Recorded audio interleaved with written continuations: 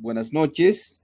Es un placer saludarlos, dando el agradecimiento al Club Historiando, que sigue profundizando nuestros conocimientos de diferentes áreas, ¿no? Es un placer saludarles para darles una bonita exposición que a continuación nos da. Sin antes saludar a los amigos guías de turismo, que lamentablemente ahora tenemos una segunda ola, ¿no es cierto?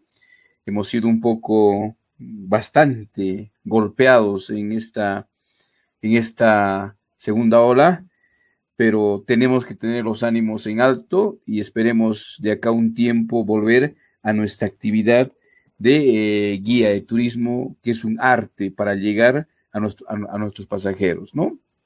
Para mí es un placer saludar a Franklin Pacuri, que me permite presentar esta locución, y también al señor Ahmed, ¿no? En la parte técnica, que nos ayuda a realizar esta presentación de la expositora que a continuación les voy a explicar, ¿no es cierto? Se trata de la licenciada Elba Torres Pino. Es una de las investigadoras de Machu Picchu, ¿no? Yo particularmente he vivido en esta maravilla del mundo hace 20 años de mi vida, también investigando diferentes aspectos, y a la licenciada Elba Torres, en estos 20 años de brega, en la parte intelectual, la he visto realizando excavaciones, la he visto realizando en el campo, en diferentes áreas, y hemos realizado conversaciones, tertulias, acerca de las excavaciones y algunas cosas técnicas que es importante para que ustedes, como guías y público en general, tengan un conocimiento más profundo de esta maravilla del mundo, ¿no? A continuación voy a pasar a dar el extenso, un poco el preciso currículum que tiene la licenciada y su trayectoria, ¿no? Bueno, la licenciada Elba Torres Pino es licenciada en arqueología, graduada en la gloriosa Universidad San Antonio Abad del Cusco, con especialización en antropología física y bioarqueología, diplomada en criminalística forense, creo que es su especialidad de la doctora, y estudios de máster de antropología genética y forense en la Universidad de Granada, en España, ¿no? Cuenta con diversas publicaciones en arqueología y bioarqueología y participó en diferentes congresos internacionales y nacionales.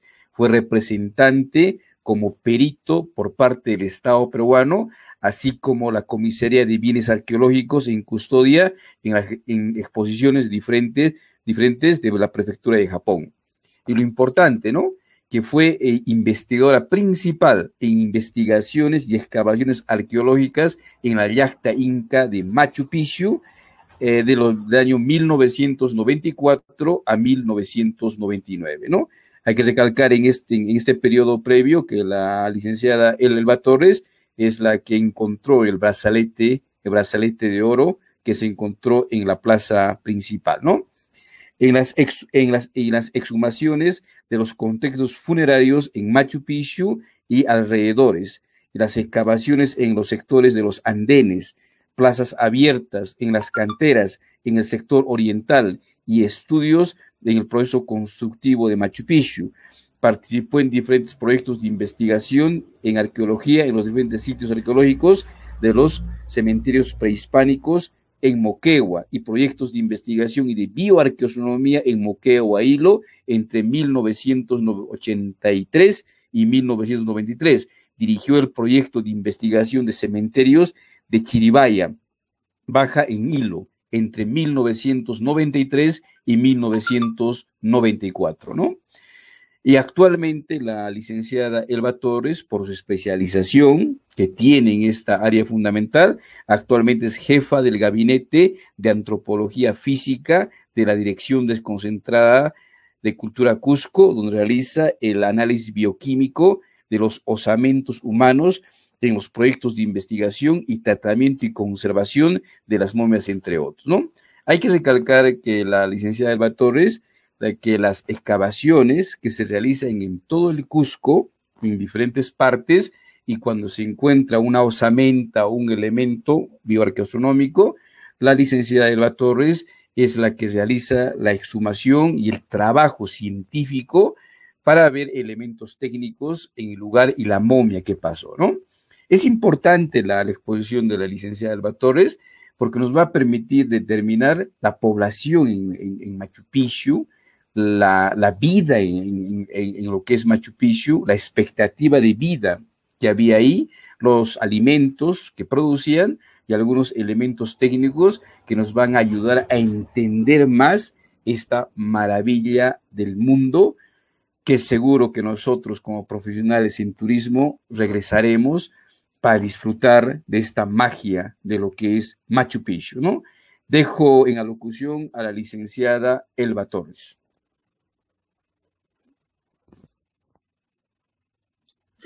Bueno, buenas noches. Hola. Buenas noches. Gracias por la presentación. Realmente, bueno, es un poco un espacio en el tiempo de mi vida que realicé algunas y varias excavaciones en el monumento arqueológico de Machu Picchu.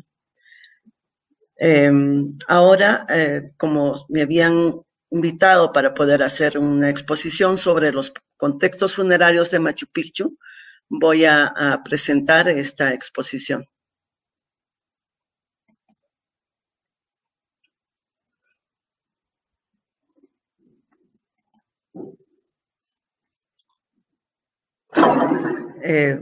Lo están observando, ¿verdad?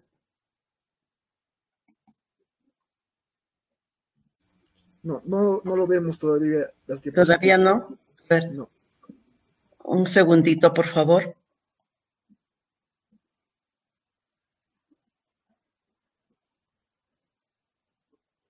¿Ahora lo ven? Ahora sí. ¿Se ve? Sí se ve. Ya, muy bien. Bueno, como habíamos indicado, voy a exponer sobre los contextos funerarios en Machu Picchu después de Bingham. Este trabajo se ha realizado el año de 1994. Para ello voy a empezar primero dando una descripción sobre las excavaciones de Hiram Bingham que realizó, o las exploraciones que realizó Hiram Bingham en 1912 y su equipo, ¿no? Realizando la deforestación de los sitios, de las laderas de Machu Picchu, y más o menos este es lo que encontraron en la identificación de cementerios, ¿no? Vemos que en la parte cerca a Machu Picchu le determinaron los contextos 1, el cementerio 1, otro aspecto y otro área donde sobre todo George Eaton determinó el cementerio 2, y finalmente ubicaron varios contextos dentro de un cementerio, el cementerio 3 en el Cerro Machu Picchu.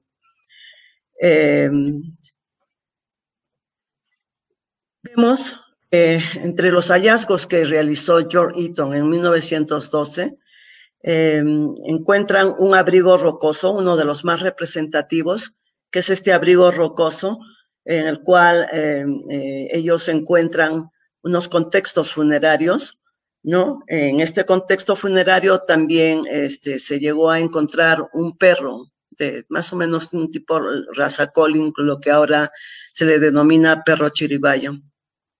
Este es uno de los contextos funerarios que encontró Eaton y que vamos a ver, se repiten algunas evidencias al momento de haber realizado las excavaciones, sobre todo el 2002, algunos investigadores de Machu Picchu. Muestro estas cuevas funerarias para que tengan una idea de que estos abrigos rocosos son naturales, son formaciones rocosas que se encuentran en todo el batolito de Machu Picchu. Y es en estos abrigos rocosos donde los incas ubicaron y enterraron a sus muertos, ¿no? Como vemos acá también un ingreso muy, muy pequeño, muy reducido, que posteriormente también voy a mostrar cómo es que encontramos este mismo tipo de formaciones rocosas. Ahora bien, yendo a lo nuestro, vamos a hablar sobre las exhumaciones en las cuevas funerarias que se encontraron y que se realizaron en Machu Picchu, ¿no? El año 1994. Después de una prospección que se realizó en Machu Picchu, pudimos identificar dentro de la misma yacta varios contextos funerarios dentro de cuevas, ¿no? Como podemos ver, el primero que se encontró en una cueva funeraria y en un abrigo rocoso es que estoy señalando aquí, que forma parte de toda una formación rocosa. Ahora no se nota porque está cubierto de vegetación. Este es el primer contexto funerario que se encontró ese año. También dentro de las exploraciones ubicamos algunos contextos funerarios que están aquí dentro, cerca a la Plaza Menor, ¿no? Donde hay varias formaciones rocosas y ingresos, ¿no? A cuevas funerarias. Estos 3 puntos que ven aquí no realizamos nosotros las exhumaciones porque primeramente están cubiertos de bastante vegetación y bueno, mi equipo no era especializado para poder hacer trabajos de deforestación y de todas maneras hay pequeños insectos o serpientes en los cuales, bueno, nosotros no podíamos, digamos, limpiar el espacio, ¿no? Entonces solamente se ha ubicado estos espacios. Posteriormente, en el año 2002, cuando yo ya había salido de Machu Picchu, arqueólogos de la Dirección Concentrada de Cultura, arqueólogos que trabajan en Machu Picchu, encontraron 3 contextos funerarios en el sector urbano bajo, donde ustedes pueden apreciar estos 3 puntos, encontraron ese año, ¿no? Y finalmente, los puntos rojos que vamos a ver es el grueso de los hallazgos que se hizo en Machu Picchu. Vemos acá, este es el Cerro Machu Picchu, ¿no? Como ven, claro, ahora el Cerro Machu Picchu está cortado o es donde está construido la carretera para el ingreso al monumento, a la yacta de Machu Picchu. Entre nuestras exploraciones, nosotros llegamos a ubicar varios contextos funerarios. Entre ellos, empezando vamos a ver, desde la segunda vuelta que da el bus a Machu Picchu, se llegó a encontrar alrededor de 5 cuevas funerarias dentro de abrigos rocosos, los que están viendo en estos puntos rojos, ¿no? Y finalmente, como fuimos explorando, se iban encontrando otros contextos funerarios más a lo largo de cada vuelta del Cerro Machu Picchu, ¿no? Y se llegó a ubicar también algunos abrigos rocosos, que son los puntos amarillos, pero lamentablemente no pudimos hacer ninguna excavación porque son sitios inaccesibles y para ello, y para muchos otros sitios, nosotros necesitaríamos de espeleólogos que no hemos contado en esa temporada, ¿no? Viendo esto, vamos a retornar nuevamente al mismo monumento, a la yacta de Machu Picchu, y como les había indicado, la primera cueva que ubicamos fue hacia el lado izquierdo de la roca sagrada. Ustedes sí se pueden ubicar como quien va hacia la garita. Bueno, esta cueva está detrás de la garita de control que va hacia Huayna Picchu. En este sitio hemos ubicado un contexto funerario en este abrigo rocoso, pero digamos el acceso que se ha tenido ahí es que aparentemente no parecía ser una cueva porque el acceso es muy pequeño. Y ¿no? Este es el acceso de la cueva funeraria, que solamente mide 45 centímetros. Nosotros tuvimos que entrar rampando a esta cueva para poder hacer el ingreso hacia toda la formación granítica, toda la formación rocosa que hay. Dentro de la misma cueva ya los espacios son más amplios. Como pueden ver acá, dos de los trabajadores están prácticamente ya pueden estar parados, ¿no? Y se observa, o sea, si nosotros miramos hacia la parte de arriba, se pueden observar las raíces de los árboles que están en la parte superior, ¿no? Esta cueva, este abrigo rocoso, tiene una profundidad de 15 metros. Entonces, nosotros fuimos explorando esta cueva para poder ubicar, ¿no?, algunos contextos funerarios. Tal es así que nosotros encontramos un contexto funerario casi en una de las partes, digamos, más profundas, que aquí están viendo ustedes el corte de la cueva. Es un corte longitudinal que hicimos. Como les indiqué, tiene una profundidad de 15 metros, pero lo curioso de este sitio es, como estas formaciones rocosas son naturales, crean cierto tipo de, llamémosle así, galerías, ¿no? Por ejemplo, aquí hay, en la parte del fondo hay unos espacios abiertos, entonces van creando en diferentes desniveles espacios, ¿no? Entonces nosotros ubicamos el contexto funerario en este sitio donde indicó la flecha, ¿no? Esto también encontró Hiram Bingham o Eaton en sus excavaciones. Este es un dibujo de Eaton cuando también ingresan a unos abrigos rocosos donde han encontrado varios contextos funerarios. Eaton le llamó galerías a este tipo de recintos, o no recintos, sino de cuevas donde se han ubicado a los restos humanos. Aquí vemos, este es el individuo que ubicamos dentro del abrigo rocoso de la cueva funeraria 1, y podemos podemos ver que se trata de un individuo que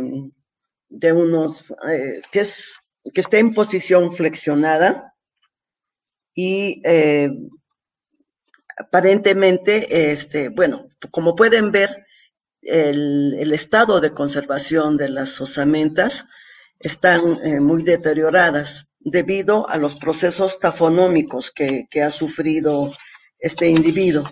¿Qué quiero decir los procesos tafonómicos? O sea, la humedad, el clima, la vegetación que iban afectando a este individuo, además de algunos animales menores que también tienden a deteriorar las osamentas. Se trata de un individuo joven, ¿no?, de unos entre 17 a 20 años, ¿no?, cuando se pudo realizar el análisis en base al cráneo. Y lamentablemente, bueno, su posición, que era flexionada, al momento de levantar nosotros las osamentas, como estaban tan delicadas por el tiempo, por la humedad y por todos los aspectos químicos que hay en el sitio, bueno, algunos de las osamentas ya salían fragmentadas, ¿no? Aquí vemos el cráneo del individuo.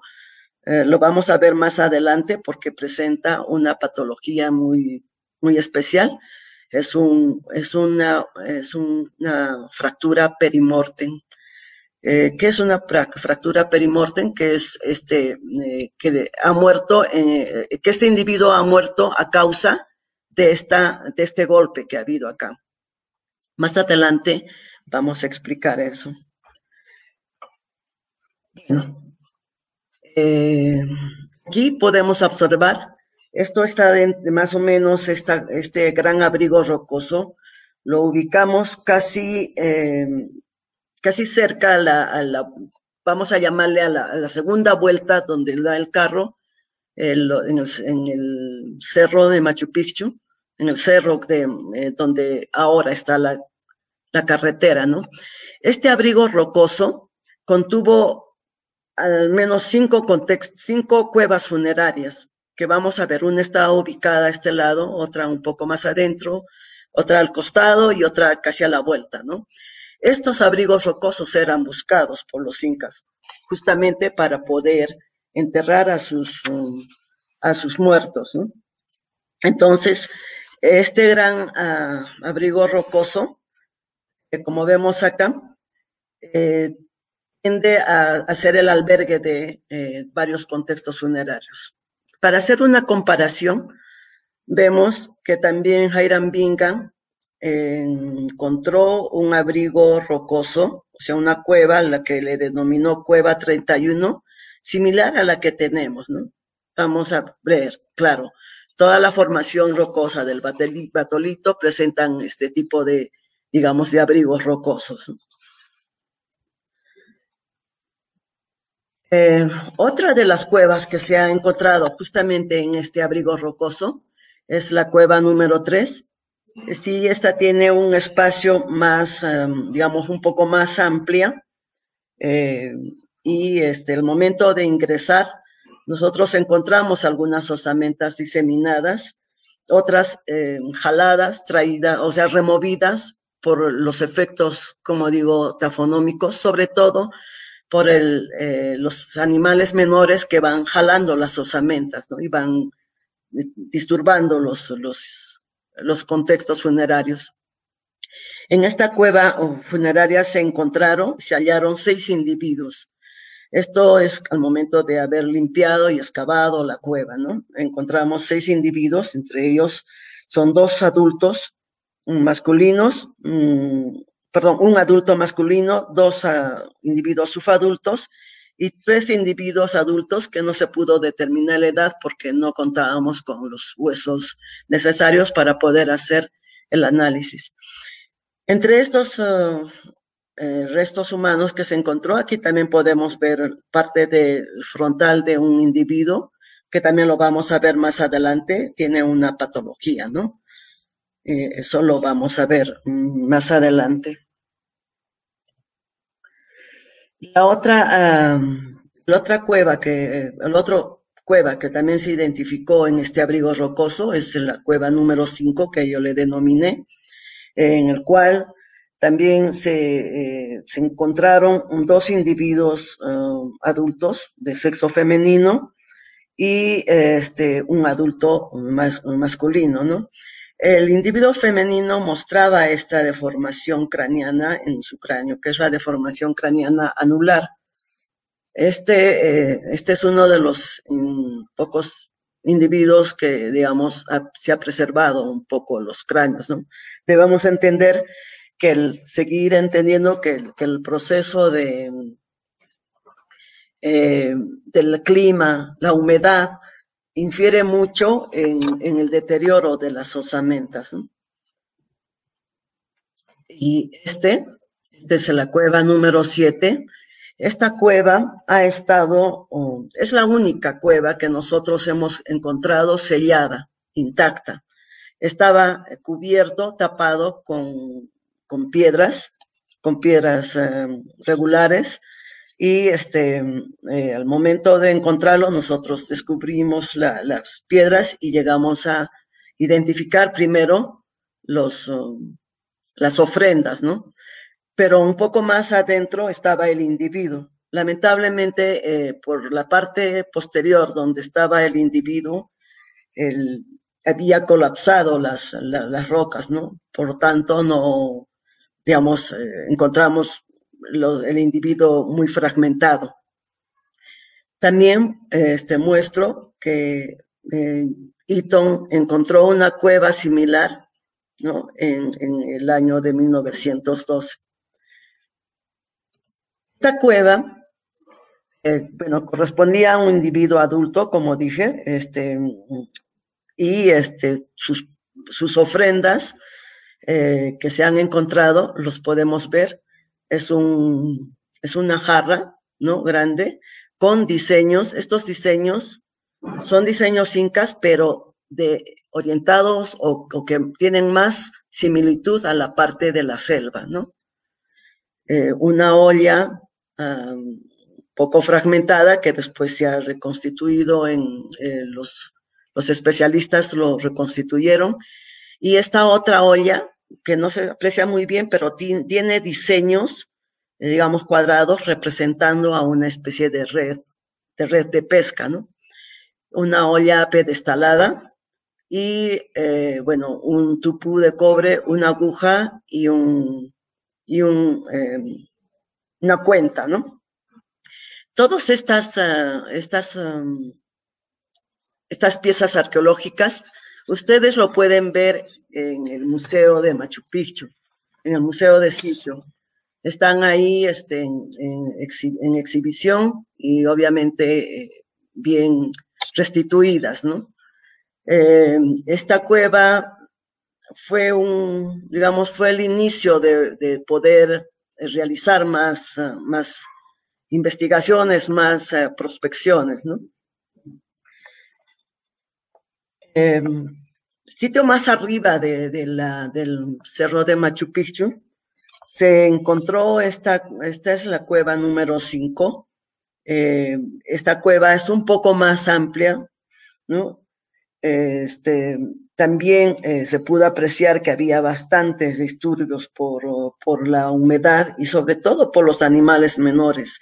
Estos animalitos, las raposas que van jalando las osamentas, ¿no?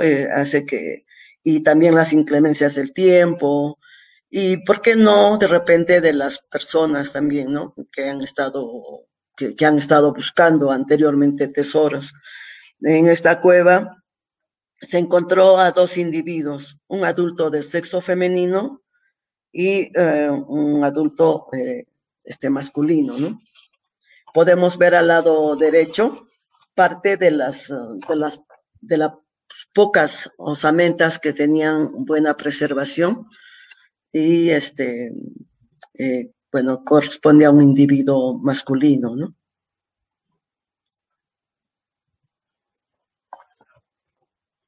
Esta cueva, que denominamos cueva número 9, es un poco más corta, es menos profunda. Aquí se encontraron bastantes osamentas disturbadas. Bueno, la cueva como observan, es un gran roquedal sobre otras rocas, ¿no? No es profunda como las anteriores, es casi superficial, pero si ustedes ven, aquí están, se puede todavía ver algunos fragmentos, ¿no? Y estos fragmentos de huesos y algunos huesos completos son los que hemos encontrado y hemos hecho el análisis, ¿no? Por el cual determinamos que es un individuo adulto. Bueno, a esta cueva le llamamos número 2, pero ¿qué tiene de diferente en relación a todas las cuevas funerarias? Podemos ver, esta roca es permanente, es una roca in situ, pero aquí hay dos piedras colocadas profusamente y el cráneo de un individuo. Nosotros, si vemos bien el cráneo del individuo y los huesos largos, como están dispuestos, podemos decir que decimos, ¿no? Que esto no es un entierro inca. O sea, el individuo es inca, pero ¿qué pasó? Tenemos que tener muy en cuenta que cuando se empezó a realizar la carretera de acceso a la yacta inca, tuvieron que mover mucha tierra. Entonces, en todo el Cerro Machu Picchu, obviamente, han debido de sacar cantidad de osamentas humanas y destruir bastantes cuevas funerarias. De repente, en uno de ellos, porque este es casi el inicio del Cerro de Machu Picchu, casi en la segunda vuelta, donde encontraron estas osamentas y curiosamente agarraron el cráneo y lo pusieron en una roca y pusieron los huesos cruzados, ¿no? Como lo que solemos poner avisos de peligro, ¿no? Entonces, eso nos da, nos hace ver que este cráneo ha provenido de algún contexto funerario dentro de una cueva que ha sido completamente destruida y, bueno, el cráneo lo colocaron donde mejor vieron por conveniente. Y, bueno, lamentablemente debió haber muchos, pero muchos contextos funerarios, muchas cuevas destruidas, mucho material arqueológico destruido, porque al momento de hacer una carretera hay pues también destrucción en el cerro, ¿no? Bueno, esas hasta donde les he mostrado son las excavaciones del año 1994. Esta cueva funeraria número 10 se ha encontrado en un lugar cerca al camino a Puente Inca. Se ha encontrado el año 1998. Es una formación rocosa muy, muy grande que está orientado hacia San Miguel.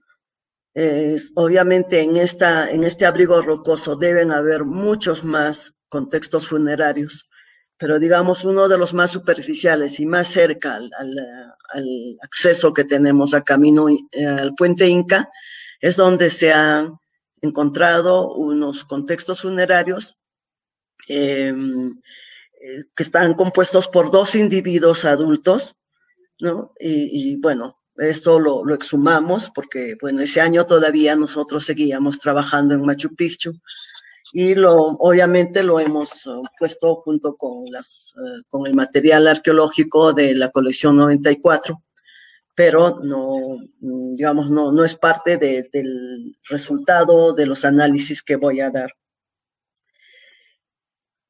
Bueno, aquí vemos, estamos dentro de la yacta de Machu Picchu, en el sector urbano bajo, ¿no? Donde se han encontrado el año 2002, cuando estaban excavando arqueólogos dirigidos por Alfredo Mormontoy, si no me equivoco, encontraron este abrigo rocoso. En realidad, inicialmente yo trabajé por este sitio. El abrigo rocoso estaba cubierto con bastante vegetación y tierra, y al parecer al momento de hacer la limpieza en Machu Picchu, en este lugar hallaron 3 contextos funerarios.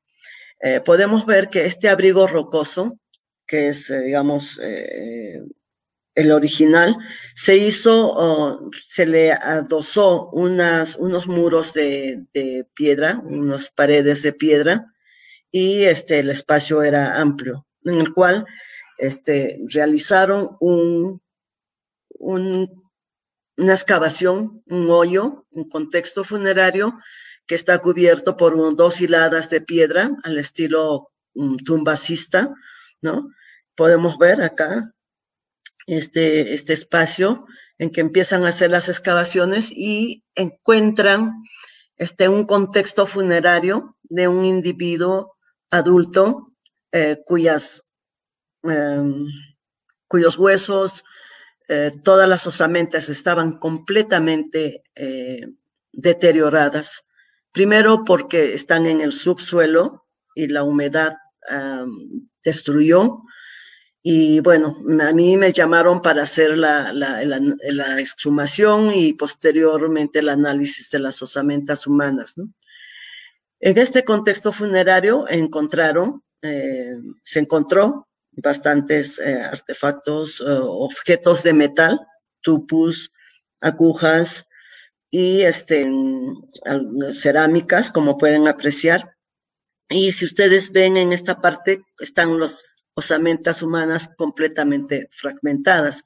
Esta era parte de un cráneo, pero al momento de sacarlos, exhumarlos, como les indiqué, al momento de salir, bueno, tienden a deteriorarse, ¿no? Y bueno, este es el trabajo que realizaron los arqueólogos. Hicieron un dibujo de planta ¿no? Donde van encontrando no solamente este contexto funerario, dije que hay 3, entonces este dibujo de planta vendría a ser este contexto funerario o donde se han encontrado las vasijas y el individuo. Cuando yo hice el análisis, bueno, por no tener los medios necesarios, yo no determiné el sexo, porque mientras el antropólogo físico, el bioarqueólogo no tenga una osamenta, digamos, fiable, nosotros determinamos decimos que es indeterminado, ¿no? Y bueno, se ven los otros 2 hoyos simples cavados también en el subsuelo y bueno, sus dibujos de perfil, ¿no? Como había mostrado antes, este es un dibujo de Hiram Bingham, de George Eaton, que también en alguna parte, justamente en el camino que va de Intipunku hacia Machu Picchu, ¿se acuerdan que primero vimos al inicio vimos un abrigo rocoso? Este es un contexto que estaba en ese abrigo rocoso, en el subsuelo. Entonces, es prácticamente idéntico, ¿no? Los otros 2 contextos funerarios que también se realizó las excavaciones y nuevamente decimos que las osamentas estaban muy deterioradas, a diferencia de este último, que bueno, por lo menos se encontró un poquito, o digamos, un poco más estable las osamentas, pero igual tenía este contexto funerario, tuvo algunos objetos de metal. Bueno, los objetos de este contexto funerario también están en el Museo de Machu Picchu y bueno, ellos, el arqueólogo, por la asociación y por los hallazgos de los objetos, determinaron que se trataba de un individuo femenino. Pero yo, con mi experiencia de trabajos durante años en el sitio de Moquegua, en los varios cementerios en Moquegua, Hilo y en otros lugares, digo que no necesariamente las ofrendas que están, digamos, asociadas a un individuo nos indican el sexo de la persona. Entonces, por eso es que nosotros los bioarqueólogos, si no encontramos la evidencia, decimos que es sexo indeterminado, que creo que es lo más fiable. Retornando a lo nuestro, varios de los contextos funerarios que se han excavado que se han exhumado en el monumento o en las partes de los sitios rocosos, en el análisis que realicé encontré algunas osamentas con algunas patologías, es decir, con algunas enfermedades. Hay enfermedades que dejan secuelas en los huesos, como podemos ver aquí. Yo mostré este frontal, ¿no? Y dije que más adelante podíamos ver. Este individuo tiene una enfermedad que es como una especie de carios que se llama, bueno, es espongioartritis. O sea, es una enfermedad que se va degenerando el hueso, ¿no? Y hace que la osamenta tienda a tener unos caries, ¿no? Lo mismo que este cráneo, otro sitio, de otra cueva funeraria, pero aquí vemos este tipo de, digamos, de caries que hay en el cráneo. En este caso, muchas veces en esta parte del cráneo es producido por la deformación craneana que se les realiza. Muchas veces, cuando son niños, les ajustan mucho el cráneo y puede ocasionar esta enfermedad, ¿no? Esto es muy fiable, o sea, muy confiable en algunas osamentas que solamente se ven en huesos, digamos, duros, ¿no? En cráneo, en algunos huesos largos también se pueden ver. Se dice espongiohiperostosis, ¿no? Eso es el nombre de esta enfermedad. También pudimos ver algunas vértebras que tienen crecimientos osteofíticos, ¿no? Lo que ahora generalmente se conoce como picos del loro. Esta vértebra, que es una vértebra lumbar, vemos que tiene crecimientos óseos, ¿no? Que ha sido afectado a este individuo que posiblemente tenía una actividad, su actividad era, digamos, de agacharse mucho, quizás, y cargar, ¿no? Pesos. Y la otra patología que también vimos, esto es en una parte de fémur, es una periostitis. Esta periostitis nos indica que ha habido una inflamación de hueso, posiblemente ha podido tener y al parecer ha tenido una fractura, pero como no ha sido bien curada, ha creado una degeneración en el hueso que ha creado una periostitis, o sea, un engrosamiento del hueso que, bueno, finalmente tuvo una regular regeneración, ¿no? Y finalmente este cráneo que ya habíamos hablado, que si ustedes ven esta fractura, se le llama fractura perimortem. Este individuo ha podido tener algún accidente, se le pudo haber caído una piedra. No creo que es causa de ningún instrumento porque se notaría la huella del instrumento, pero este individuo al momento de tener esta fractura le creó la muerte. O sea, por eso se llama una fractura perimortem. Al momento que tuvo esta fractura, también el individuo falleció. Lo que podríamos llamarle ahora como un traumatismo encefalocraniano, más o menos. Entonces, este individuo falleció por esta fractura, ¿no? Y bueno, acá lo que habíamos mostrado anteriormente, muestro el cráneo con una deformación anular, que es una de las deformaciones que se han encontrado en Machu Picchu en algunos individuos, ¿no? Esto nos indica que hay dos tipos de deformaciones que se han encontrado en Machu Picchu. Esta deformación craneana de tipo anular y una deformación craneana de tipo tabular, ¿no? Bueno, estas deformaciones craneanas, yo procuro no decir yo no digo deformaciones altiplánicas ni deformaciones costeras, porque no es muy confiable decir eso, ¿no? Finalmente, sino vamos a ver dentro de los análisis bioarqueológicos que se realizó a los individuos de las cuevas funerarias en el año 1994, dejando de lado los contextos de 1998 y del 2002. Al hacer el análisis se encontró que, en referente a la edad, teníamos 3 individuos subadultos, es decir, jóvenes, entre 12 de años hasta los 18, 17 años, 16, 17 años, ¿no?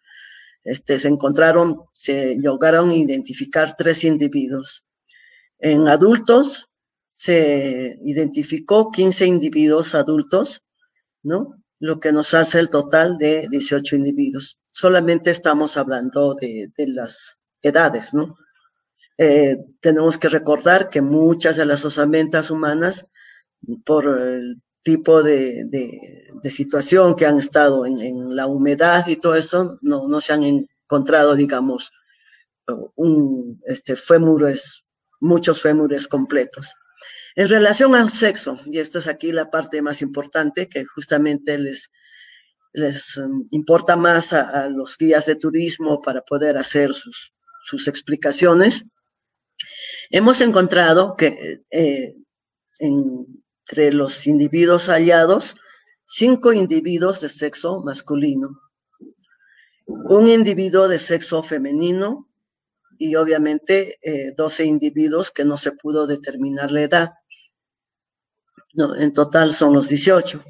Tenemos acá un cuadro, ¿no? Unos cuadros de estimaciones de edad que pueden ver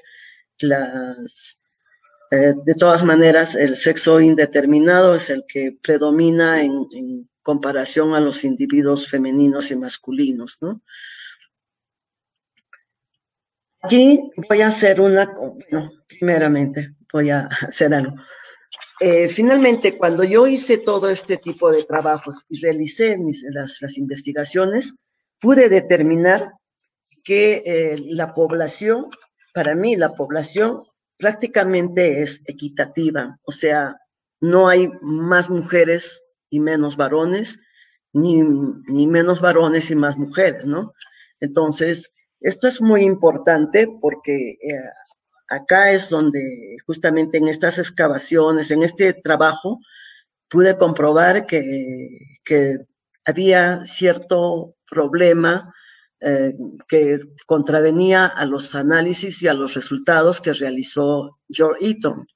George Eaton fue un investigador muy importante para su época, hizo un buen trabajo, pero lamentablemente sus estándares que utilizó eran estándares para hacer estimaciones de estatura y edad de individuos de Norteamérica, o sea, no individuos de Sudamérica.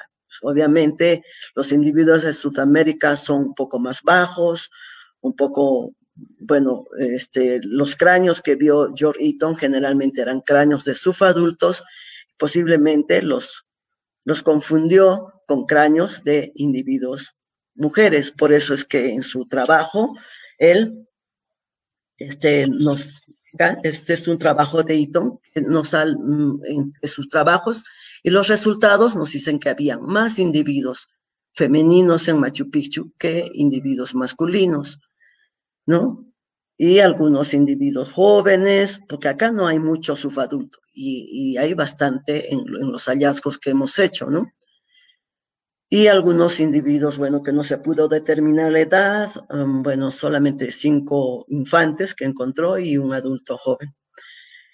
Al hacer la reexaminación, el antropólogo físico John Verano, esto es en 1912, si no me equivoco, él realiza la reexaminación de las colecciones de Machu Picchu que llevó Bingham a Connecticut, a la Universidad de Peabody, que están ahora, bueno, que estaban, ahora ya han sido repatriados. Entonces, John Verano, antes de que sea repatriado, él también hizo un análisis de las osamentas humanas y de las mismas osamentas humanas que estudió George Eaton, y llegó a la conclusión de que, bueno, aquí están sus tablas, ¿no? De individuos, si eran varones, mujeres, y también el 1912-11, si no me equivoco, o creo que así fue un poquito antes, también determina que la población que había en Machu Picchu era, digamos, casi equitativo, ¿no? O sea, varones y mujeres habían la misma cantidad. Esto es muy importante, sobre todo para cuando se hacen las explicaciones en Machu Picchu, porque ustedes saben que muchos años se ha estado explicando que, bueno, Machu Picchu era un sitio de las vírgenes del sol, que era femenino, netamente población femenina, etcétera, etcétera, ¿no? Entonces acá tenemos los resultados fiables para esa temporada. No, yo me he puesto estas figuras que son el trabajo de John Verano, en el cual también encuentra algunas patologías similares a las que yo encontré, como la hiperostosis parótica, esta que ustedes ven, que también vimos en algunos cráneos, y obviamente esto es una periostosis también que se manifiestan en los techos orbitales, ¿no? De los individuos. Generalmente esto es debido a la anemia, pero no necesariamente es que la población inca era malnutrido. Posiblemente no era una población, bueno, y obviamente no es una población que ha venido o que vivía en el sitio, que es oriundo del sitio. Muchas poblaciones han venido de otros lugares a realizar trabajos en Machu Picchu. Eso también lo vamos a ver posteriormente. Entonces, hay individuos que han venido generalmente del altiplano y algunos de la costa. Este cráneo muestra una fractura nasal. Si ustedes pueden ver, aquí este individuo ha tenido una fractura, pero que se le ha regenerado bien, ¿no? Al igual que esta columna vertebral, vemos que esta vértebra ha tenido una fisura, y a raíz de eso ha habido un aplastamiento de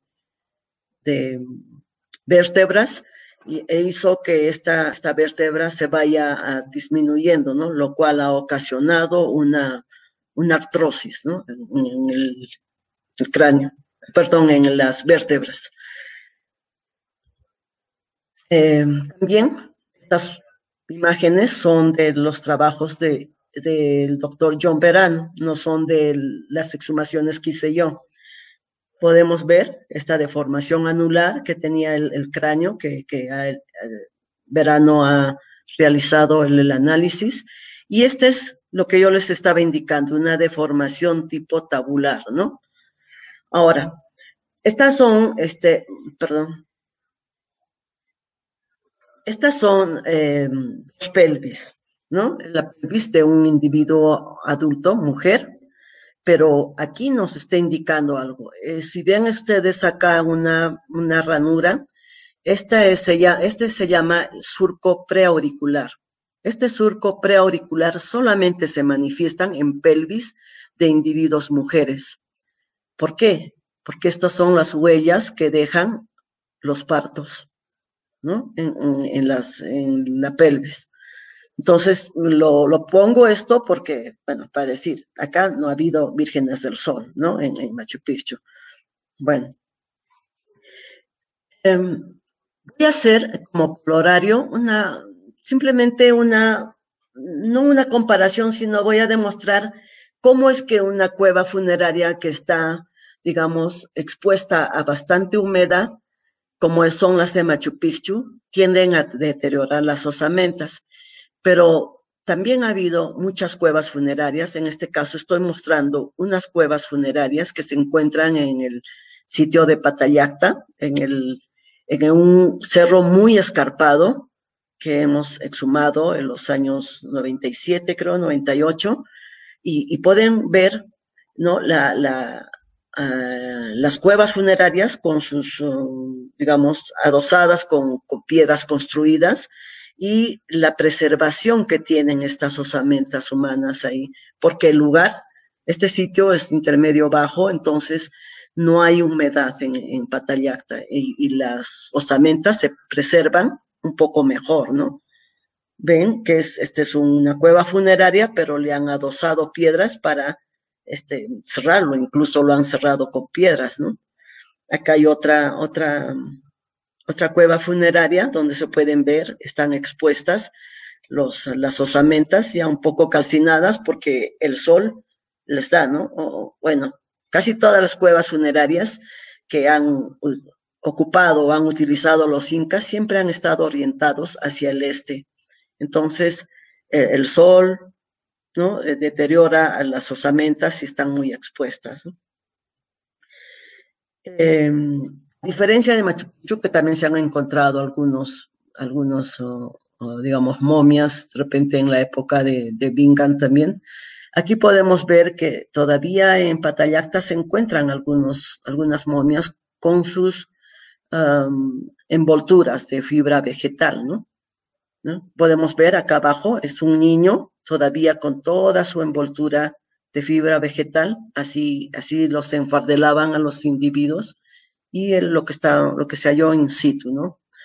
Y también mostrar un poco este individuo que está en proceso de esqueletización, ¿no? Porque todavía tiene algunos tejidos blandos, es decir, piel, pero en su posición original. Entonces, mucho hace, como les digo, la humedad y el clima que puedan estar estas cuevas funerarias. Bueno, esto es parte de lo que puedo explicar un poco, pero anteriormente, como les había indicado, porque yo digo que la población de Machu Picchu han sido, o la población que se ha encontrado, provenían de otros lugares, como los han traído de otros lugares, como los que son del altiplano y de la costa, porque, por ejemplo, la doctora Bethany Turner, ella realizó todo un análisis de isótopos y de dietas de la colección de Yale de Machu Picchu de 1912 y 13. Ella, antes de que estas osamentas sean repatriadas, ella realizó unos análisis de isótopos estables y vio que realmente era la población que estaba en Machu Picchu. Ella le llama que estos sitios para identificar eran yanaconas o mitmacunas que han sido traídos de otros lados. ¿Por qué? Porque al analizar los isótopos de carbón, de nitrógeno, oxígeno, estroncio y plomo, ella encuentra que estos individuos pues provenían de estos otros sitios, porque, bueno, se hace una secuencia, ¿no? Del genoma, del análisis de los isótopos, ¿no? Entonces ella indica que muchos de estos individuos que han estado en Machu Picchu, de estos contextos funerarios de la colección de Yale, provenían de sitios del altiplano y algunos de la costa. También para poder acotar a eso, el doctor Kenichi Shinoda, en los años del 2007 al 2013, realizó algunos análisis en el Gabinete de Antropología Física de las colecciones de Patallacta e inicialmente de la colección de Machu Picchu de 1914, que se encuentra en el Museo de Antropología y Arqueología de Lima. Esta colección que no fue llevada por Bingham porque ya no le permitieron sacar más colecciones. Al hacer los análisis igualmente de los isótopos y del ADN, él determina que también la población que estaba en Machu Picchu, que eran también, él también dice que eran mitmas que posiblemente que realizaban trabajos temporales, como los trabajos de canterías, ¿no? Y otras cosas, como también yo había indicado, algunos de estos individuos que yo encontré podrían haber estado trabajando en canterías y lo puedo corroborar porque al hacer excavaciones en las canteras, yo encontré recintos circulares donde donde pernoctaban estos trabajadores, esos canteros que venían de otros sitios. Además de ello, también encontré encontré los instrumentos, los de percusión, de raspado y todo ello. Entonces, sí, muchos de los pobladores o de la gente que estaba trabajando en Machu Picchu venían temporalmente a realizar este tipo de trabajos en la construcción. Bueno, eso es todo. Muchas gracias por su atención. Bien, muchas gracias, doctora. Muy ilustrativo su exposición. Hemos conocido todo el tema de los contextos funerarios en Machu Picchu. Entonces, a continuación vamos a pasar a la fase de preguntas. Entonces, la primera pregunta es de Alberto Terry. Nos dice, ¿cuánto era el promedio de vida en Machu Picchu? ¿O cuánto era la esperanza de vida? Ya, sorry, lo siento, creo que no lo dije. Bueno, como hay, la estimación promedio No, me dices el tiempo de vida, ¿no? Sí. Bueno, en realidad el tiempo de vida en la época inca era más o menos hasta los 50 años, 60. No encontramos más individuos, digamos, un poco más longevos. Pueden haber individuos de 60 años, pero generalmente cuando nosotros hacemos un análisis de las osamentas humanas, tenemos un estándar que ya hacemos, ¿no? Individuos de 50 a más años o 50 a 60 años. No han sido muy longevos los incas, bueno, por el tipo de trabajo quizás que tenían, ¿no? Entonces su estimación de edad es un promedio 60 años más o menos. Es un estimado, ¿no? Es un promedio medio. Bien. Giancarlo Gallegos nos pregunta, ¿existen nuevas conclusiones después de los estudios del señor John Verano? Bueno,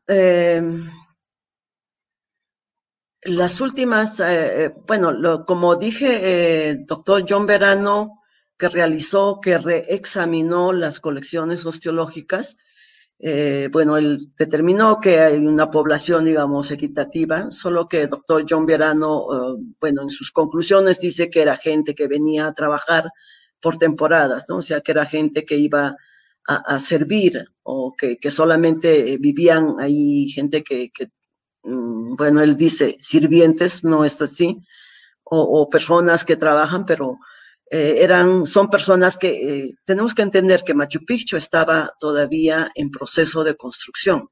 Eso lo podemos ver en las canteras de la parte superior de Machu Picchu y las canteras que están hacia donde está la roca sagrada. Machu Picchu todavía estaba en proceso de construcción.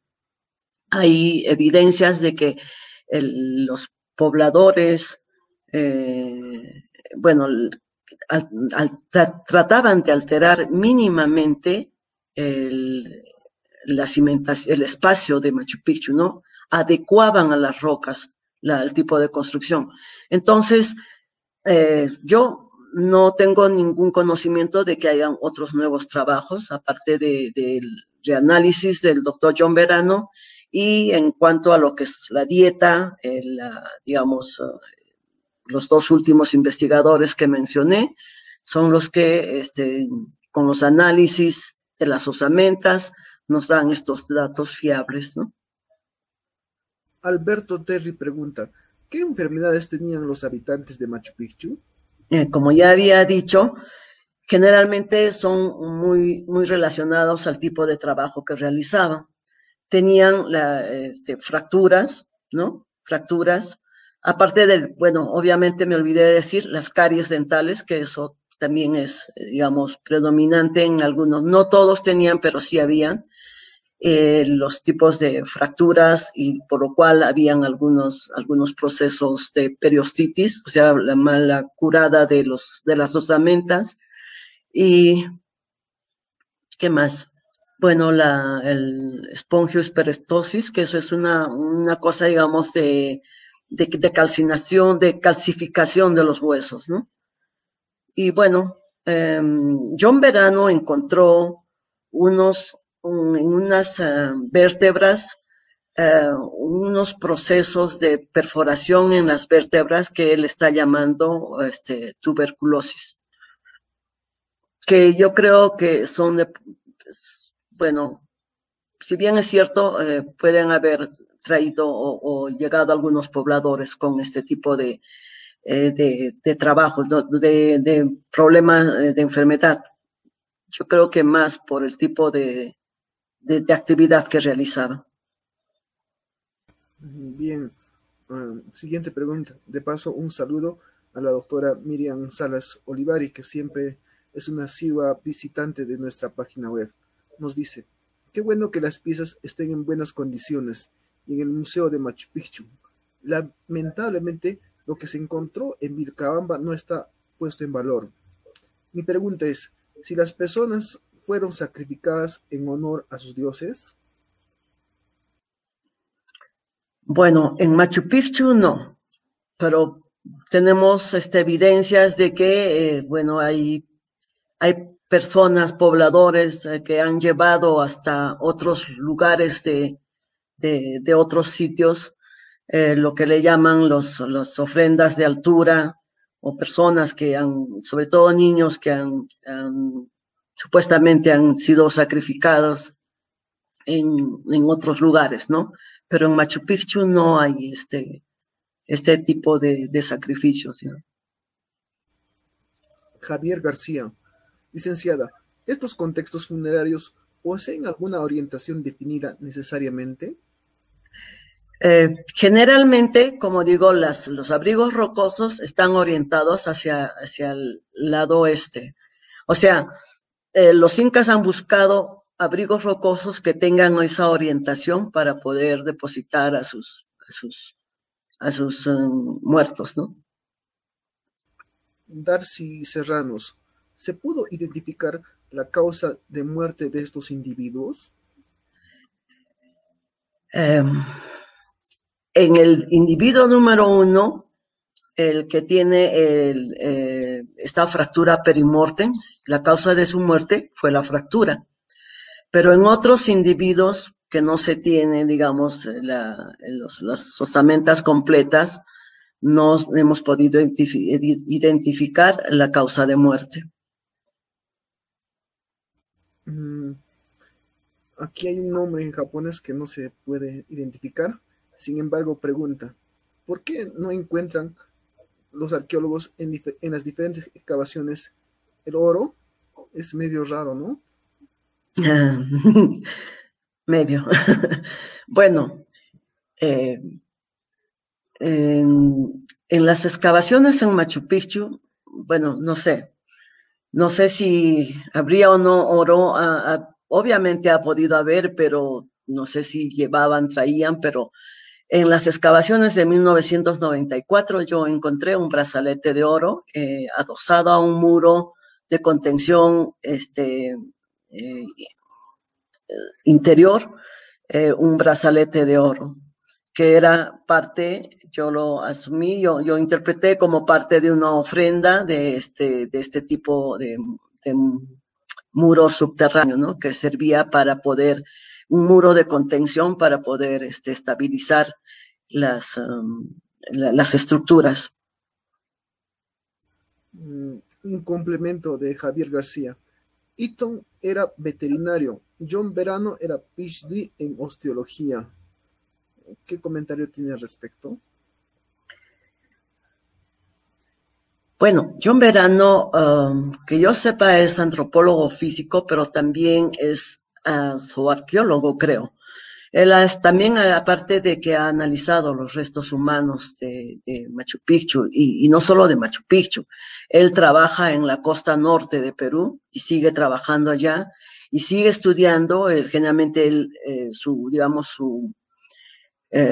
fuerte de su trabajo es trepanaciones craneanas, tal es así que tiene el libro publicado que dice Huecos en los cráneos, de Hole on the Cranes, creo que es. Él ha trabajado y sigue trabajando bastante con restos humanos, pero también creo que también él ha analizado los restos de animales que ha habido en Machu Picchu, ¿no? De las colecciones que han regresado acá a Cusco, ¿no? Juan Carlos Quispe, Guamán. Buenas noches, gracias por la ponencia.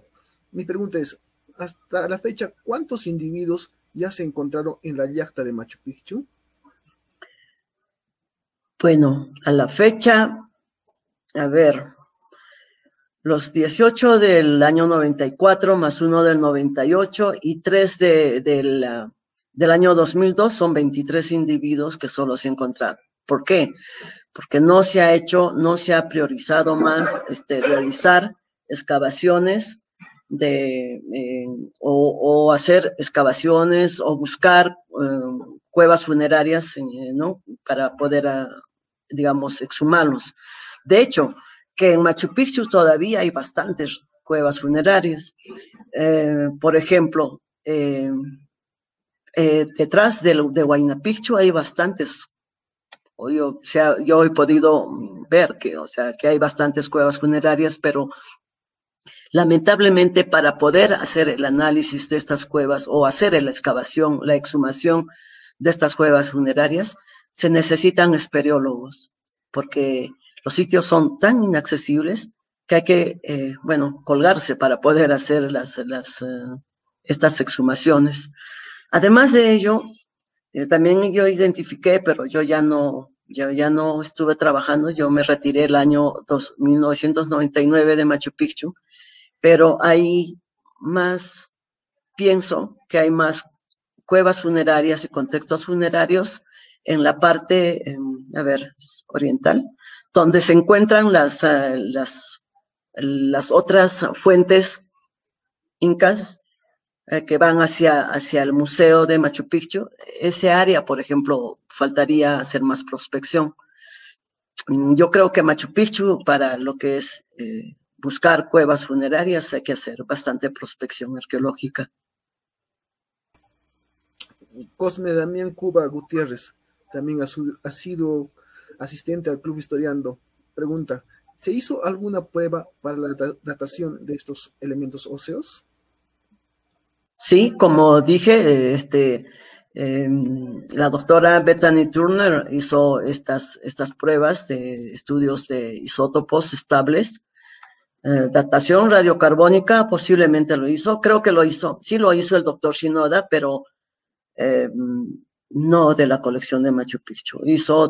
Ha hecho dataciones arqueológicas de las osamentas, de las colecciones de Patallacta, Huari, Sacsayhuamán, que están en mi gabinete, ¿no? Pero creo que el doctor Richard Burge hizo algún tipo de trabajo, no sé si datación, pero algo de isótopos de Machu Picchu, no estoy segura.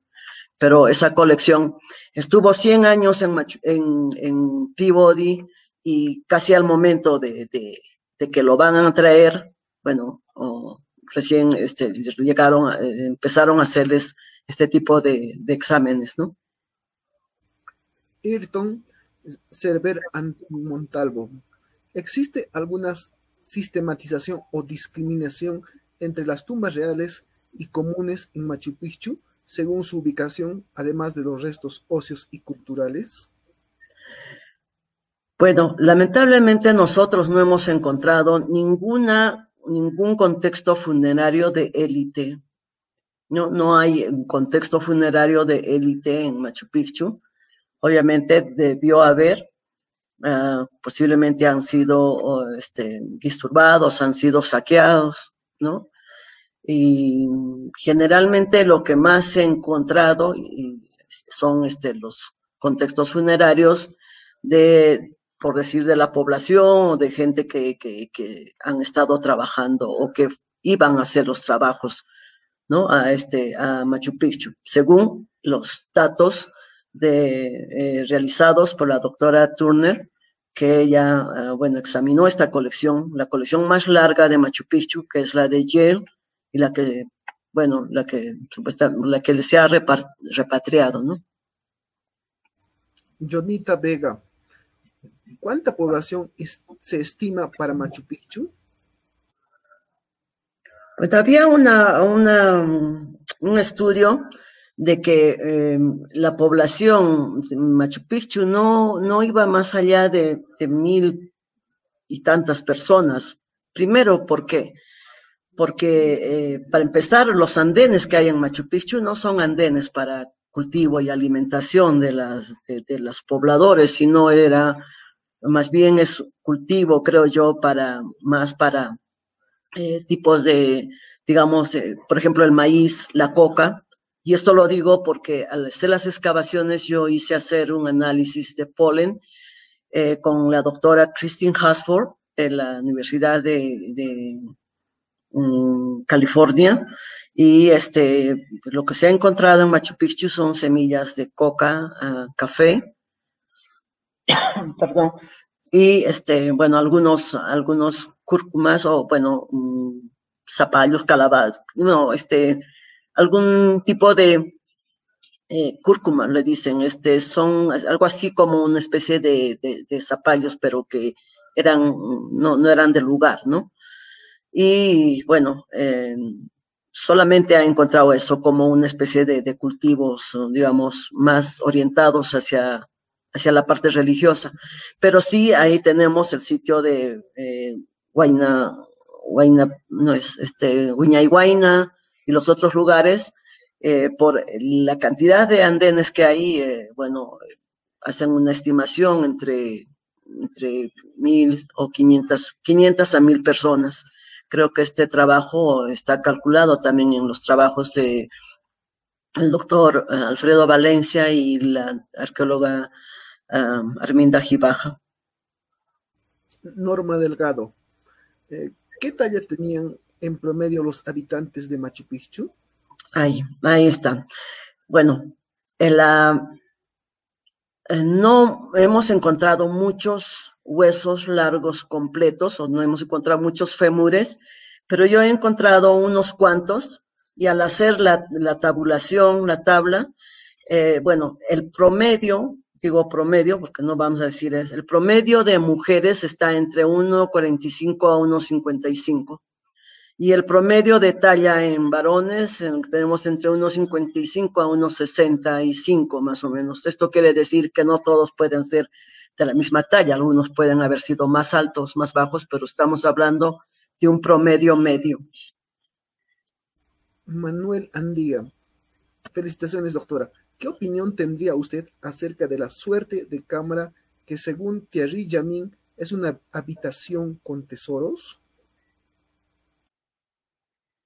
Me están hablando del que está debajo de las 3 ventanas, supongo, ¿no? Sí, de Thierry Jamin, el último investigador. Thierry Jamin, bueno, disculpen, pero yo no confío en sus trabajos.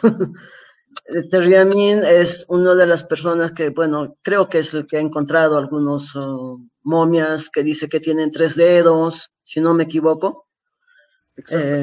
Bueno, no, nosotros nos basamos en trabajos científicos. Nico Raúl Tito. Doctora Elba, quiero preguntar si en la época inca se consumía la coca y qué experiencia se sabe de las personas que echaban coca. No sufrían de caries, ya que la coca contiene calcio en sus componentes. Gracias. Sí, la coca ha sido muy importante en poblaciones incas. Esto es muy cierto. La coca no solamente servían para fines rituales, sino también para como energéticos, ¿no? Energizar. Sí, la coca, bueno, no necesariamente, digamos, evitaba las caries, pero sí, era un elemento indispensable para, digamos, tener energías, ¿no? Hay trabajos que se han realizado, sobre todo en Moquegua, hay una odontóloga, creo que es de Indonesia, que hizo unos trabajos de consumo de coca en análisis de molares, ¿no?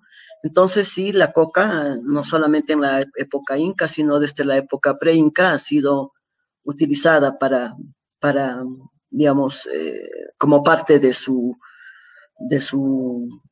no vamos a decir dieta, pero como parte de su consumo, ¿no? Bien, una persona que no quiere poner su nombre. Buenas noches.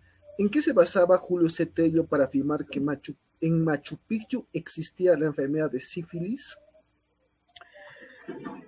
Bueno, en Machu Picchu no se han encontrado osamentas con trepanomastosis. La sífilis, tenemos que entender, la sífilis, si hablamos de sífilis europea, no ha habido en Perú. Lo que sí ha habido es la trepanomastosis, que es algo así como una especie de sífilis, pero es un deterioro de las osamentas. La trepanomastosis es el que destruyen los huesos, ¿no? Pero no es, bueno, posiblemente como son trabajos, digamos, de esas épocas, todavía no había mucho conocimiento de la sífilis.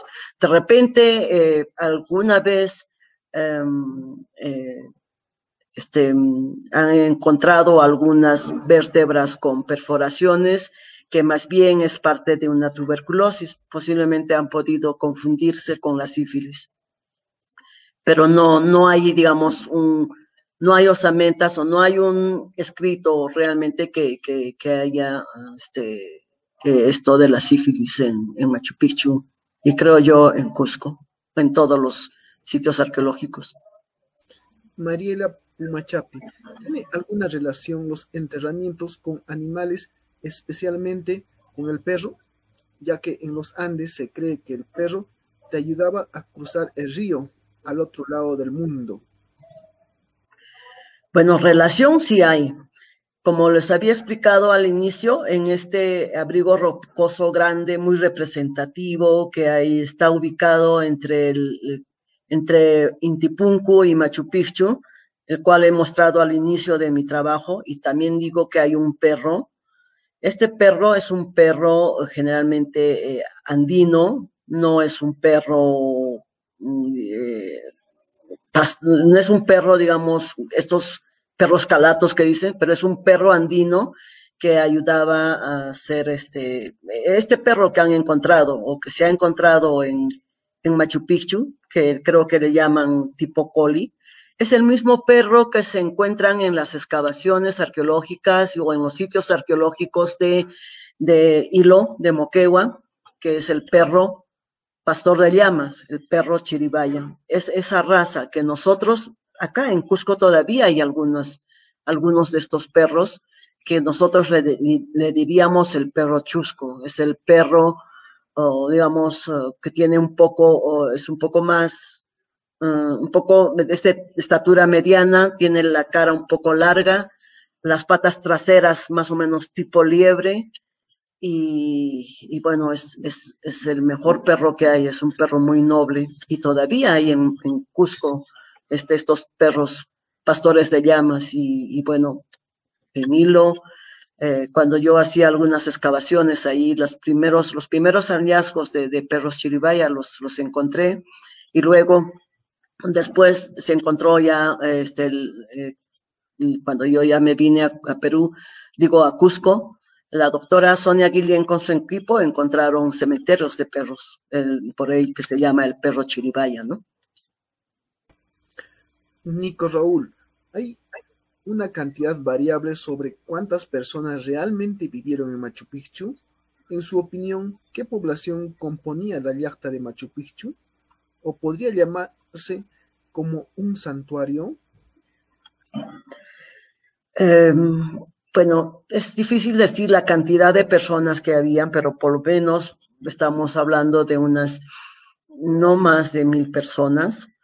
La yacta de Machu Picchu para mí, y eso lo dije antes y creo que se sigue interpretando así, Machu Picchu era un sitio, un nexo, es un sitio, digamos, administrativo, religioso, entre la selva y la costa, o sea, perdón, entre la selva y la sierra. Esto creo yo que sí, Machu Picchu ha sido un sitio importante, sobre todo un centro político, administrativo, religioso. Y bueno, creo yo que la población es así, es poca, ¿no? Ha sido poca. Y tenemos que entender que estaba también en proceso de construcción. Otra persona, ¿dónde podemos encontrar sus publicaciones acerca de Machu Picchu? Saludos. Bueno, ahora hace unos días se ha presentado el libro sobre Machu Picchu, presentado por el arqueólogo José Bastante y Fernando Astete. En ese libro va a estar todas las publicaciones y los trabajos de todas las personas, investigadores que han hecho sus trabajos en Machu Picchu, tanto arqueólogos del Ministerio de Cultura o de la Dirección Desconcentrada de Cultura como arqueólogos de fuera. Ahí van a encontrar todas las publicaciones y bueno, si quieren algo más pueden encontrar, creo yo, en las bibliotecas de la Dirección Desconcentrada de Cultura, pero por partes, ¿no? Bien, Muchas gracias, licenciada. Han sido bastantes las preguntas. Creo haber satisfecho la mayoría de preguntas. Hay muchas preguntas más, pero ya están redundando al mismo tema. Entonces voy a pasar un paso más para Horacio, para que nos dé unos comentarios complementarios y adelante. Gracias. Adelante, Horacio. Tu micro. Horacio, tu micro. Creo que estamos con problemas con el micro, Horacio. No te escuchamos, Horacio. ¿Puedes activar tu micro? Hola. No te escuchamos, Horacio. A ver, vamos, no, estamos teniendo ciertos problemas técnicos. A ver si lo solucionas, Horacio. Mientras tanto, entonces... ¿Me escuchas? ¿Me escuchas? ¿Me escuchas ahí? No, se desactivó tu micro, creo. No. A ver, voy a dar la palabra.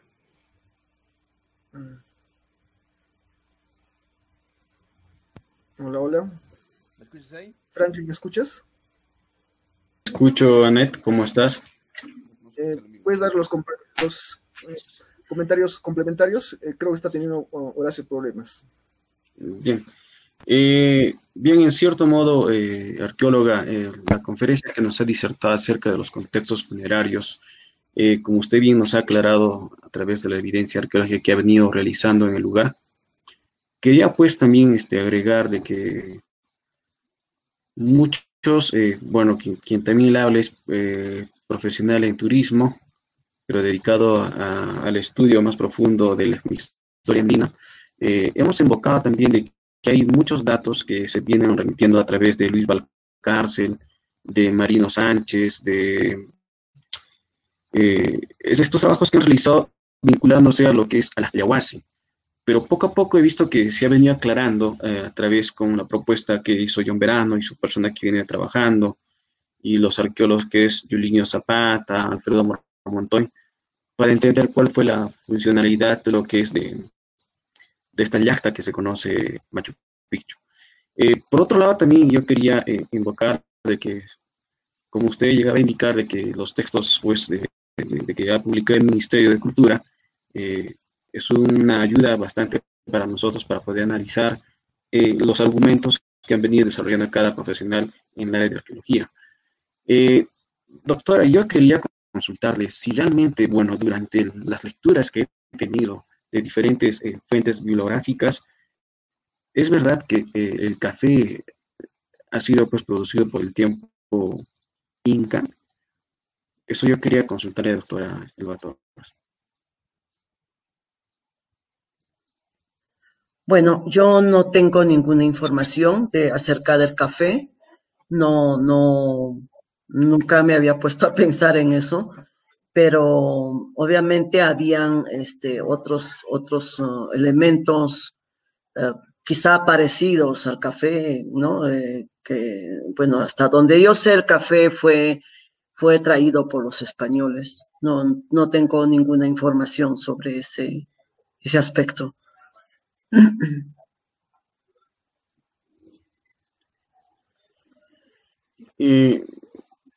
Entonces, arqueóloga, también quería consultarle, mayormente en el tiempo de lo que estamos ubicados en la zona de Machu Picchu, mayormente qué es lo que consumía la población andina en ese lugar.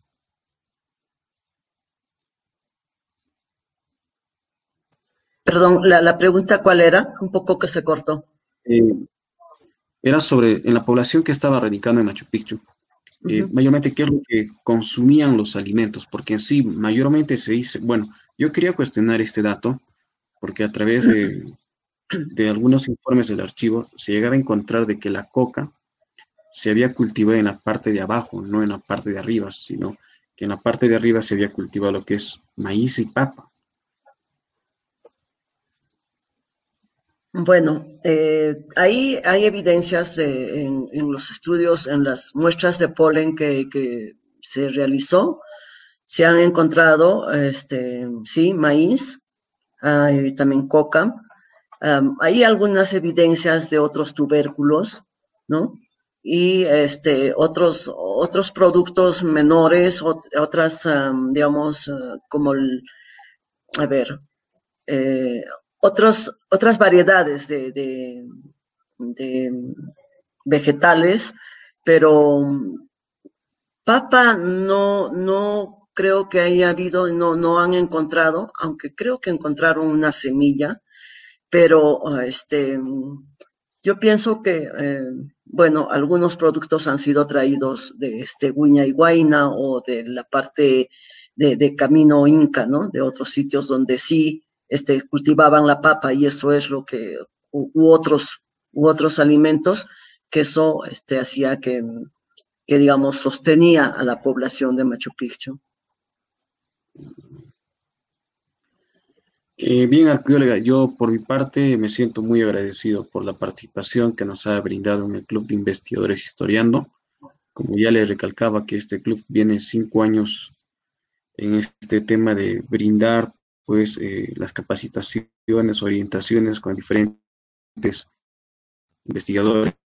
Como soy una persona arqueóloga, ya vamos a quedar pues una fecha para que nos brinden una charla sobre las canteras en Machu Picchu. Estoy muy agradecido, arqueólogo, por su exposición. Bien, Gracias a ustedes. bien, vamos a ver si podemos establecer comunicación con ¿Se me escucha? Horacio. ¿Me escuchas? ¿Se me escucha? Ahora sí. Sí, adelante, Bueno, Horacio. arqueóloga, muchísimas gracias por la explicación. Quería hacer una pregunta.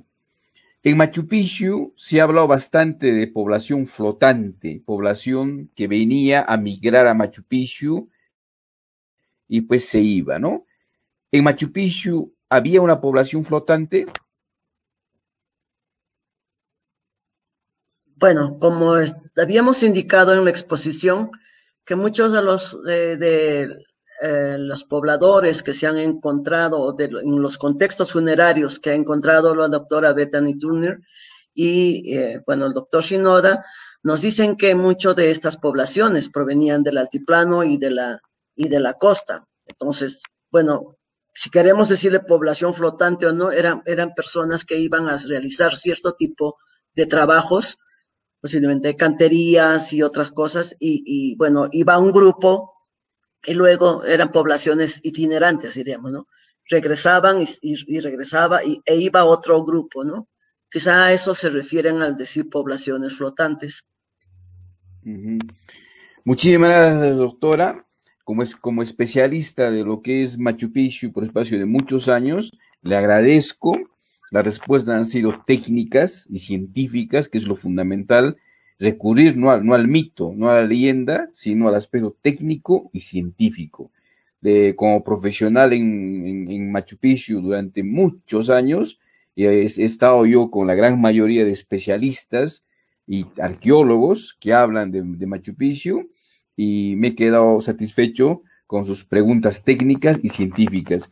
Muchísimas gracias al Club Historiando y a su persona, siempre comprometiéndola para que cuando haya elementos nuevos, descubrimientos nuevos en Machu Picchu desde el punto de vista técnico, nos dé a nosotros, a los profesionales de turismo. Muchísimas gracias, doctora licenciada Elba Torres. Gracias. Gracias a ustedes. Muchísimas gracias. Bien, amigos, vamos a dar por cerrado. Les estamos muy agradecidos por la audiencia. El Grupo Historiando va a seguir convocando más conferencistas y nos estamos despidiendo. A cuidarse mucho en esta segunda ola y abrazos. Hasta la próxima. Gracias, doctora. Gracias, Horacio. Gracias. Gracias. Gracias. Gracias.